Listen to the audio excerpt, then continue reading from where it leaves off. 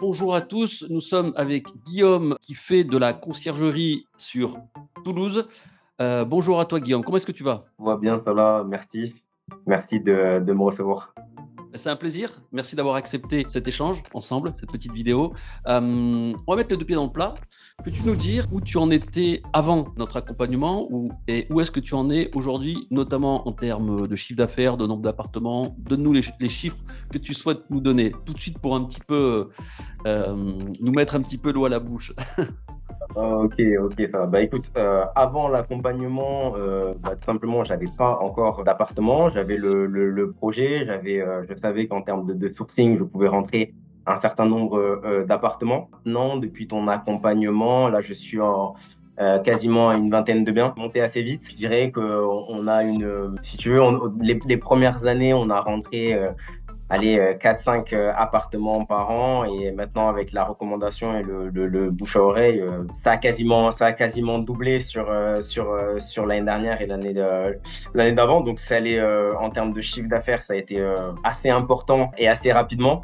Donc, il a fallu aussi un peu gérer tout ça. On est passé, entre guillemets, de 0 à 20 très rapidement. Ok, donc environ 20 appartements. En termes de rentabilité, est-ce que tu arrives à voir un petit peu combien ils te dégagent en termes de renta ces appartements? Alors toi tu es sur un modèle conciergerie. Moi, j'ai l'habitude de dire qu'en sous-location, on est plutôt sur des rentas de 30, 35. Euh, En conciergerie, est-ce qu'on est peut-être pas un petit peu moins peut-être? On est en dessous. Moi, par rapport à mon modèle d'affaires, aujourd'hui, quand même, on dépasse les 22-23% Ouais. assez régulièrement sur tous les appartements. Donc, bon, voilà, moi, je m'étais donné un objectif un petit peu moindre. Donc, tu vois, je suis assez content. Mais effectivement, par rapport à la sous-loc, on est quand même en dessous. Maintenant que tu nous as donné des chiffres qui sont vraiment bravo, très bien. Je te connais, on a discuté un petit peu en aparté, et toi, c'est vrai que tu as un profil un petit peu particulier. D'ailleurs, quel est ton profil? Qu'est-ce que tu faisais avant de faire de la conciergerie? Peux-tu nous parler un petit peu de tout cela? Alors, je vais te le faire assez rapidement. Initialement, donc, j'étais footballeur professionnel. Ensuite, j'ai lancé, moi, ma propre structure de recherche de biens pour investisseurs, donc, qui étaient des sportifs de haut niveau, du coup, sur Toulouse. Donc, on faisait des projets de chasse immobilière avec des appartements clés en main. Et par déclinaison, dans la conciergerie, en tout cas, je me suis lancé dans la conciergerie, mais c'est vrai que par rapport à l'activité initiale que j'avais de recherche de biens et aussi de gestion locative classique, là, il a fallu que je puisse être accompagné et formé parce qu'on change complètement d'activité. J'avais pas forcément les notions, les compétences pour. Ok. Toi, je sais qu'effectivement, tu es déjà dans le monde de l'immobilier, donc on peut penser que tu as déjà un réseau qui fait que c'est un peu plus simple pour toi de rentrer des appartements, même s'il y a toujours une démarche, il faut toujours expliquer, il faut être pédagogue, il faut savoir dire quel est le business model. Mais quel était ton process? Est-ce que tu avais déjà réfléchi à comment tu allais mettre tout cela en place avant d'intégrer le programme, notamment sur la partie comment gérer ton business, comment scaler, c'est-à-dire augmenter ton nombre d'appartements tout en assurant, on en parlait, une qualité dans la délivrabilité. Comment convaincre des propriétaires par le fait que tu vas recruter des femmes de ménage, qu'elles vont intégrer une équipe? Est-ce que tu avais déjà réfléchi à tout cela, le linge, le ménage, la gestion, l'automatisation, tout ce qu'on entend assez régulièrement? Écoute, c'est bien résumé la chose. En termes de sourcing, c'était pas forcément l'aspect le plus compliqué. J'avais la volonté, si tu veux, de m'adresser aux investisseurs, notamment aux investisseurs qui faisaient de la location meublée. D'accord? Donc, j'avais la gestion locative, je dirais classique. On avait quand même une branche où on était un peu spécialisé dans la colocation. Et de fait, finalement, la location courte durée est venue sur la table. Donc, si tu veux, en termes de stratégie, de structure, c'est quelque chose qui est venu naturellement. Par contre, en termes, je dirais, de logistique de l'activité et notamment augmenter le volume tout en gagnant, là, c'était plus complexe parce qu'il y a beaucoup de process, de points de vigilance, si tu veux, à mettre en avant. Enfin, en tout cas, on a pu échanger là-dessus par rapport à Mmh. mon profil de client. Et c'est vraiment cette partie-là, si tu veux, où j'ai rapidement eu conscience qu'il fallait que je sois accompagné, parce que je pense que sur la partie commerciale, même pour amener le client vers ce type d'activité-là, c'était pas le plus complexe parce que j'étais sur un marché où Mmh. la location en courte durée commençait à faire de plus en plus sens par rapport à une augmentation de prix, par rapport à une vision d'économie de marché où on allait pouvoir avoir un peu plus de rendement et on avait réellement une demande aussi, tu vois, Oui. sur ce type de bien en termes de demande, c'était important. Donc, sur la visibilité du marché, tu vois, c'était facile à emmener le client. Par Mmh. contre, moi, pour être efficace et pertinent dans le service, bon, bah là, c'est là que ça a commencé, c'était un peu plus complexe. Et donc concrètement, quels étaient tes défis avant de rejoindre, le programme? Est-ce que tu penses que parce que comme beaucoup, quand on souhaite démarrer une nouvelle activité et moi je me rappelle bien, au pendant le programme, tu me disais: «Mais moi ça là, je fais de la colocation, je fais de l'investissement locatif, je suis chasseur IMO» et tu es très, très fort là-dedans, sur Toulouse, sur l'hypercentre notamment, mais pas que. Et tu me disais: «Mais la location courte durée, le mobilier touristique, j'ai l'impression de découvrir un nouveau métier».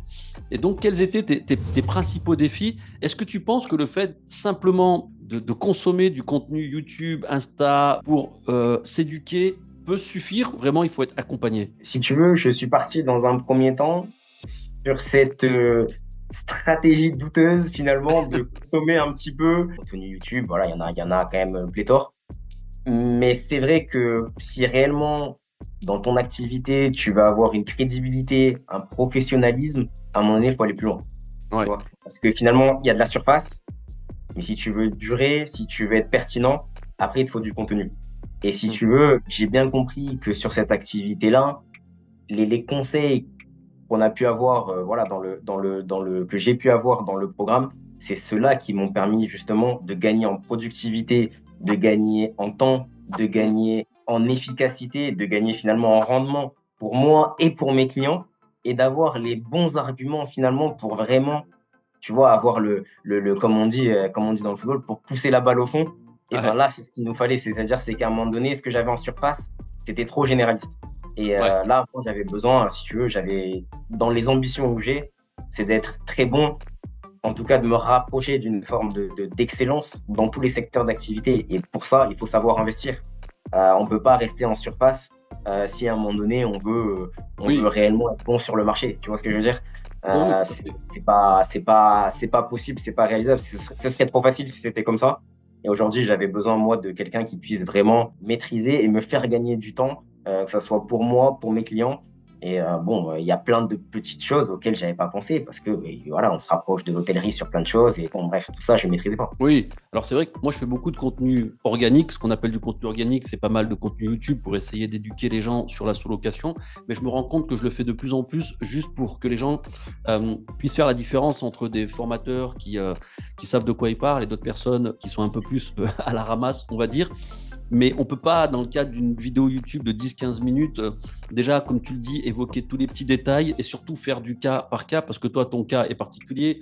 Le cas de Jacques, le cas de Ismaël, le cas de Maïsan, chacun a un cas particulier. Il y a des objectifs particuliers. C'est pour ça que dans le cadre du programme Business Sous Loc Mastery, on fait vraiment du cas par cas, on fait un coaching, on fait un accompagnement. Toi, comment est-ce que tu as vécu ce, est-ce que tu peux décrire ton expérience au sein du programme? Comment tu l'as vécu globalement? Toi, c'est vrai qu'on a fait beaucoup de coaching ensemble, on a pas mal échangé, on s'est pas mal rencontrés. Écoute, on a pris le temps. Moi, ce qui a été intéressant pour moi, c'est le côté individualisation Hmm. du service. Parce que comme tu dis, j'avais des objectifs et je pense que chaque personne qui peut venir à un moment donné à toi peut avoir des objectifs différents et je ne pouvais pas forcément être sur le même programme que tout le monde. En tout cas, moi, ce que Hmm. j'attendais, c'était, voilà, aujourd'hui, j'ai tel objectif, je veux grandir de telle manière, il me manque certaines choses, j'ai besoin d'avancer. Donc, ce qui a été bien pour moi, c'était de me sentir compris dans Mhm. ma demande et que finalement, toi, tu orientes en gardant forcément ton expertise, mais que tu orientes ton expertise par rapport à mon projet.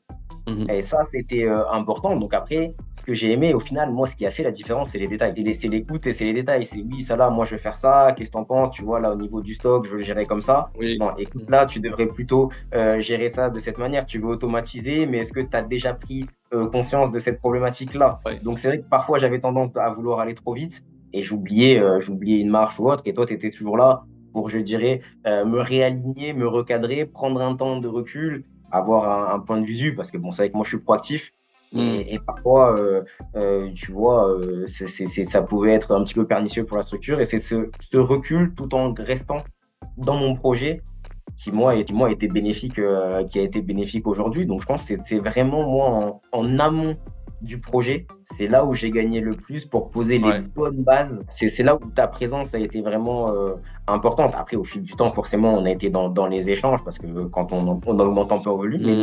la technique de base, bah, tu me l'as apporté par rapport à mes objectifs. Donc, Oui. Je me je suis rappelle plutôt positif. les premiers échanges qu'on a eus tout de suite, on a été très concret d'entrée. On a tout de suite parlé du local linge, on a parlé de channel manager, on a parlé de revenu management, on a tout de suite mis les deux pieds dans le plat pour vraiment être hyper focus. Bon, après toi, j'avais en face de moi quelqu'un aussi qui était hyper motivé, hyper discipliné. Mais en plus, tu avais des activités par ailleurs, donc c'était pas le gars qui fait que ça en full time, quoi, en total. Donc c'est bien. Moi, je suis hyper content du chemin que tu as accompli modestement. Et comment tu vois ton activité dans les 6, 12 prochains mois? Est-ce que tu vas continuer à grossir? Est-ce que ça va être plutôt un... Moi, je me rends compte que souvent, quand on arrive à un certain, non pas un seuil, on va aller prendre que des opportunités, que des super appartements, que des petites pépites. Ouais, c'est tout à fait ça par rapport à la structure. Aujourd'hui, sur le nombre de lots qu'on a, allez, cette année, peut-être 3-4 en plus. Et Mmh. ensuite, c'est que de la cerise sur le gâteau. Par rapport au modèle d'affaires que je veux avoir, par rapport au temps libre que je veux avoir, par rapport à la rentabilité que j'ai Mmh. aujourd'hui et celle que je pourrais avoir finalement si je continue à rentrer des biens, et bien finalement, peut-être qu'en rentrant trop de biens, je vais perdre en qualité de travail, même en rentabilité, même en rendement. Ouais. Parce que Mmh. finalement, je ne serai pas assez productif. Donc, je connais les produits qui vont bien marcher, qui vont bien fonctionner. Donc, forcément, ceux-là, ben, on va les rentrer dans le parc. Mais aujourd'hui, oui, je vais être plus sélectif. Je vais être un peu plus sélectif qu'à un moment donné. Donc, tu vois, au niveau de l'activité, aujourd'hui, je suis un peu plus mesuré, même si je veux garder quand même une forme de développement. Je reste sur le terrain, je reste à l'écoute de ce qui peut se présenter. Mais on va dire, là, on a un parc qui fonctionne bien. Donc aujourd'hui, on n'est pas dans une idée d'expansion trop agressive. Est-ce que tu as été surpris par les résultats que tu as obtenus en intégrant le programme? Est-ce que tu te disais à un moment donné, bon, on va essayer de bosser avec ça là, voilà, on va aller chercher 20 apparts. Ou d'entrée, tu dis, oh, c'est bon, pas de souci. Les 20, c'est ce que j'avais prévu. Non, non, non, pour être honnête avec toi, je m'attendais pas forcément à ça. Mhm. J'avais l'objectif, parce que tu vois, tu sais que je suis ambitieux, donc j'avais l'objectif d'aller le plus loin possible. Mais si vite, je pensais pas. Et en termes de résultats obtenus à travers les choses qu'on a mis en place, oui, j'étais quand même, à un moment donné, malgré l'ambition, j'ai été surpris. J'ai été surpris. Tu vois, toi, tu m'avais quand même prévenu, hein. Tu m'avais dit, voilà, si tu as cette rigueur-là, cette Mm. discipline-là, étant donné que tu as le bon sourcing, tu vas pouvoir avancer assez vite. Mais c'est en termes de rentabilité où j'ai été quand même surpris sur cette activité-là. J'ai été surpris. Mais certains petits tips, je sais pas si ce que je peux te donner là maintenant tout de suite, mais il y a certains petits tips qui m'ont fait quand même beaucoup de Ouais. différence, qui ont fait beaucoup de Ouais. différence et que j'ai reproduit sur quasiment chaque logement finalement qui est derrière. Comme je dis souvent, c'est les premiers logements, tu t'optimises à chaque logement, à chaque logement, tu optimises la préparation, la partie tarif, la partie déco, la partie check-in, tu optimises à chaque fois, qui fait qu'au bout de 20 apparts, en principe, tout est vraiment hyper bien ficelé, tout est vraiment hyper bien Ouais. paramétré, tel un horloger suisse, on va dire. Ouais, c'est un peu ce que j'ai ressenti, ouais. C'est ce que j'ai ressenti parce Mm. que le travail de fond, il a été fait beaucoup sur les premiers appartements. Et après, finalement, c'était un petit peu la même, je dirais la même structure. Et après, tu vas adapter vraiment au Ouais, cas par cas sur absolument. l'appartement, bien entendu. Mais quand même, c'est ce qui a été le plus difficile au début, c'est de vraiment avoir la méthode de travail. Et après, finalement, bah, je pense que le travail se fait beaucoup en amont. Mm. Il y a un travail en amont, avant commercialisation et autres, qui est un très très important.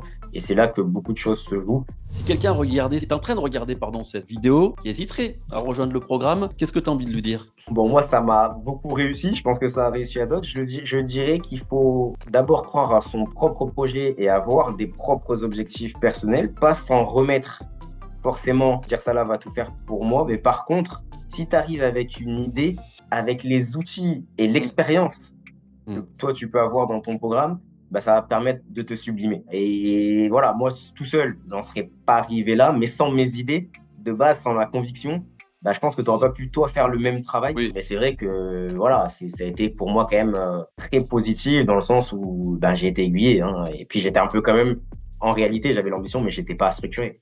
J'étais pas oui, structuré oui. pour ça. Mais il y avait de très bonnes bases, un très beau potentiel, comme tu l'as dit. Donc, il fallait juste, comme tu l'as dit, sublimer.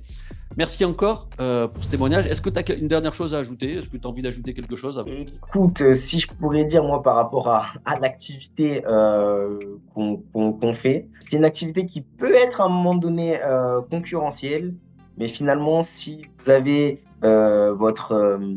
votre patte, j'ai envie de dire, on arrive quand même à sortir et à sortir de la masse sur le marché. Et nous, nous, on l'a bien vu, en tout cas dans ma structure. Ah, moi, comme je dis souvent, les gens me disent: «Oui, ça là, est-ce que c'est pas trop tard? Est-ce qu'on peut encore le faire?» Bah, regarde, nous, chez Apartine Toulouse, on a 28 appartements. Toi, tu es à Toulouse, tu en as plus de 20 et j'en suis sûr que demain, on t'en donne 10. Les 10 tourneront super bien. Pourquoi? Parce que je dis souvent, premièrement, vous êtes sur un secteur, la location courte durée, qui est une activité avec une croissance quasi à 2 chiffres tous les ans. Et deuxièmement, si vous avez un bel appartement au bon tarif, belle expérience client, vous allez simplement prendre la place des mauvais parce que vous êtes très bon, vous êtes très fort, vous faites partie des top 10-20% des loueurs de votre ville. Donc, vous allez mettre de côté ceux qui font mal le job. C'est ce que je dis souvent. Toi, tu as fait un super boulot. Tu as simplement mis de côté ceux qui font mal le job. Merci beaucoup pour ton témoignage, Guillaume. C'était vraiment un plaisir d'échanger avec toi. Vous qui nous écoutez, si vous aussi vous voulez faire un petit peu comme Guillaume, démarrer votre activité de sous-location ou que vous soyez déjà un sous-loueur confirmé, n'hésitez pas à postuler pour rejoindre le programme Business Sous-Loc Mastery. On va vous aider à scaler votre activité, à automatiser et à déléguer de manière intelligente de façon à avoir un revenu quasi passif. Ce n'est pas du pur passif. Donc n'hésitez pas, vous avez le lien dans la description de cette vidéo. N'hésitez pas à prendre un call, c'est totalement gratuit, c'est un bilan personnalisé. Merci encore Guillaume et à très bientôt. Ciao, ciao.